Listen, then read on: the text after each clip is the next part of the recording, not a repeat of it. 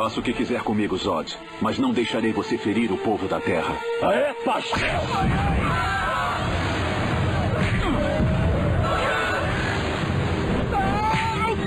Aqui, ó, o povo tá do meu lado.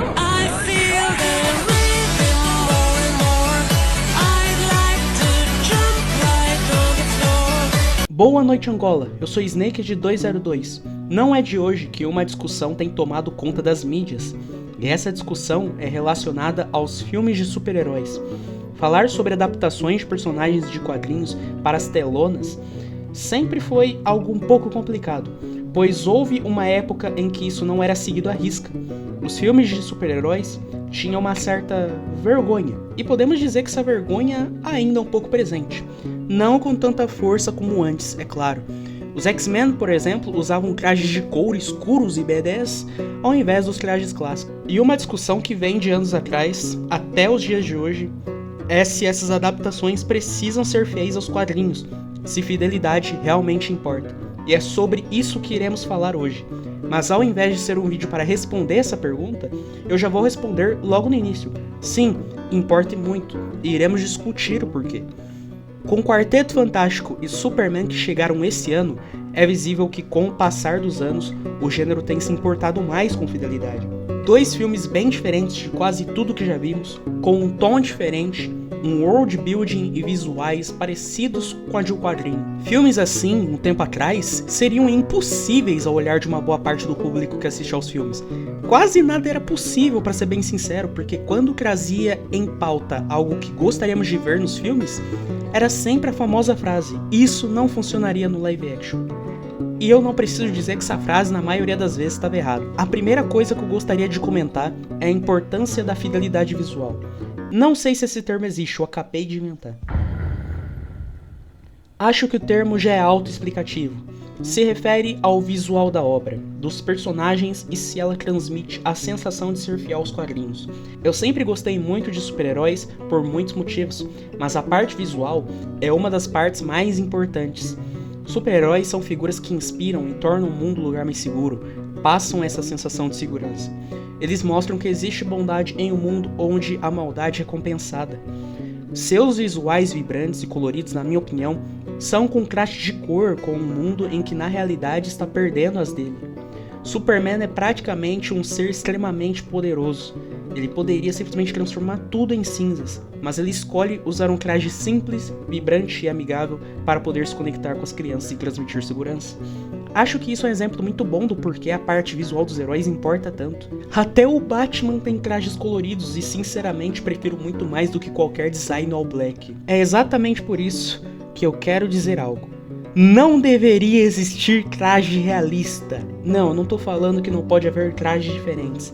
Mas pelo amor de Deus, da onde diabo que tiram que um traje realista é um traje com 300 linhas, tático ou um traje só escuro e feio?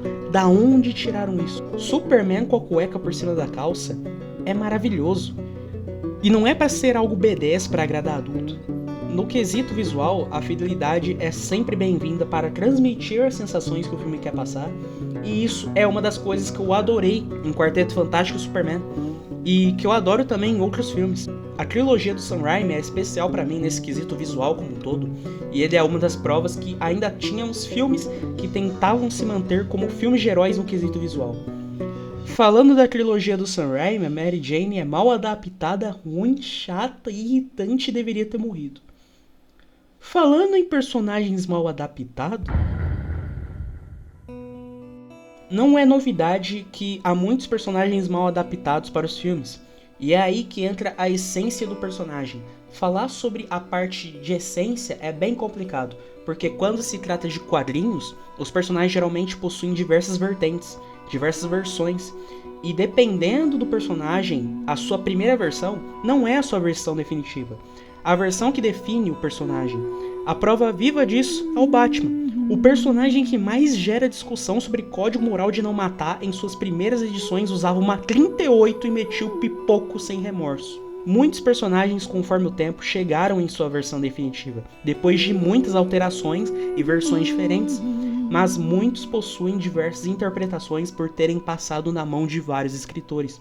Eu considero o Homem-Aranha um dos personagens que teve a sua essência definida desde o início. Mesmo passando por vários escritores, a sua essência, até uma certa época, foi contínua e mantinha muito do que era considerado o principal para o personagem. E nesse quesito foram tempos difíceis, rapaziada, porque às vezes eles só olhavam para os quadrinhos, qualquer vertente do personagem, jogavam fora tudo, olhavam para a versão mais nada a ver do personagem, a versão mais inútil, e diziam que isso tava bom pro live action. E isso aconteceu com muitos personagens. Eles não somente ficaram com visual tenebroso, visual ridículo, como eles também não têm o dobro da importância que eles têm originalmente nos quadrinhos.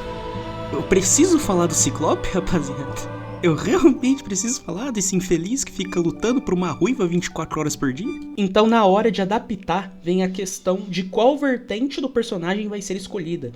É aí que eu gostaria de falar sobre o Superman do Zack Snyder. Ele tenta ser um filme mais realista, um filme com uma visão diferente do Superman original, e essa visão já foi usada por escritores diversas vezes. Não tem nenhum problema em adaptar uma vertente diferente do personagem. Porém, o erro aqui foi que, com o passar desse universo cinematográfico da DC, essa visão teve uma execução e escrita péssima. E aqui eu devo esclarecer algo.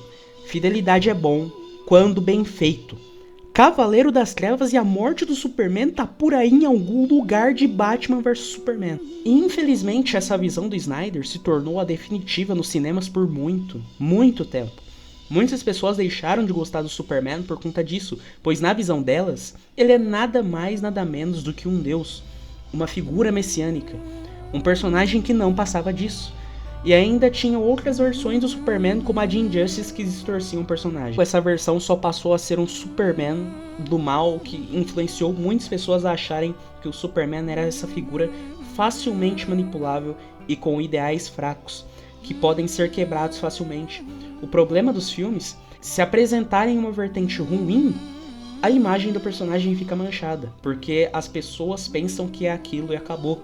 A Mary Jane é a prova viva disso. Que adaptação mal feita, misericórdia.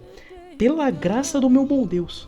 Como conseguiram deixar ela tão desprovida de carisma e de tudo? E as pessoas até hoje pensam que a Mary Jane é essa criatura da noite que deixa o Peter doente de amor. O realismo, muitas das vezes, atrapalha o personagem e atrapalha as pessoas de conhecerem quem realmente o personagem é. E por isso que eu acho que é muito mais importante seguir a essência do personagem antes de apresentar as outras versões com ideias diferentes. As pessoas confundem o realismo com a ideia de um filme mais adulto. E não é assim que funciona. O realismo existe desde sempre nas histórias dos super-heróis. Nos temas em que são abordados, no mundo em que eles se encontram, nos dilemas em que eles enfrentam. O próprio Superman foi criado a partir de diversas políticas sociais. O herói foi criado como uma forma de oposição, inclusive, à Grande Depressão, que para quem conhece sabe como isso afetou os Estados Unidos. Ele tem várias outras referências, além das próprias experiências pessoais dos seus criadores. Pois para quem não sabe, Jerry Siegel e Joe Shuster, não sei se falei o nome deles correto, me corrijam se eu falei errado, que são os criadores do Superman, são judeus e viveram as dificuldades da época de 30. Um traje vibrante com cueca por cima da calça, a parte fantasiosa e fantástica desse personagem, não vai tirar a seriedade e realismo de seus temas. O realismo deveria ser um complemento que traz esses heróis para perto da nossa realidade, e não o foco das obras que fingem ser mais adultas e sombrias. Tem diversos personagens que abordam questões sociais, questões psicológicas. Os X-Men são um exemplo perfeito para você entender essa parte. A diferença dos quadrinhos para os filmes é que a parte fantasiosa é importante, e com a fidelidade é possível trazer essas ambas partes que tornam as tramas maduras, mas que mantém sendo uma adaptação fiel de quadrinhos. Os quadrinhos possuem diversos tons, diversos tipos de histórias, e não somente um tipo. Acho que os filmes de heróis nunca deram espaço realmente para que o gênero de super-heróis fosse o que ele realmente é.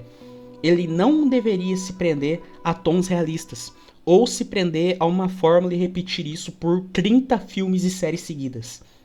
Eu tô falando com você, Marvel. Eu sou a favor da ideia de histórias com interpretações e visões diferentes, histórias que parecem tiradas diretamente de um quadrinho coexistirem. Eu amo The Batman. Ele é um filme maravilhoso. O Batman aqui é um detetive em seu início de carreira. Eu considero esse filme o melhor filme no quesito de adaptação do personagem. A parte visual é magnífica, eu sinto que aquilo é Gotham, e é uma história muito mais pé no chão do Batman. Mas eu adoraria ver um Batman fiel aos quadrinhos, com histórias mais fantásticas como os jogos Arkham. Eu adoraria ver um filme com a Bat-família, pelo amor de Deus, seria maravilhoso. Não acho que todo filme de super-herói tenha que ter explicações realistas para praticamente tudo. Às vezes tem coisas que simplesmente devem ser tratadas com normalidade, justamente por serem parte de um universo cheio de heróis. A DC não é um universo sombrio, e muito menos a Marvel. A fidelidade é importante não somente para ser igual aos quadrinhos, mas sim para trazer à vida esses personagens, seus valores, características e todo esse mundo que é um mundo fantástico. O mundo de heróis é um mundo fantasioso, fantástico, viajado. Imagina uma adaptação de World's Finest, mano. Eu iria assistir com a maior felicidade do mundo, Batman e Superman juntos, cara. Tá na hora dessa essência vir para ficar entre as outras vertentes que serão apresentadas com o passar do tempo. Eu quero o Batman arco-íris no live action. Esse é o vídeo, eu espero que tenham gostado. Inclusive eu queria agradecer muito pelo 1K de pessoas desocupadas que me assistem. Eu sou muito grato a todos vocês de verdade. Não se esqueça de se inscrever no canal caso queira ver mais vídeos meus nerdolando. E compartilhe com outros desocupados. Estou quase finalizando meu plano de fugir do CLT.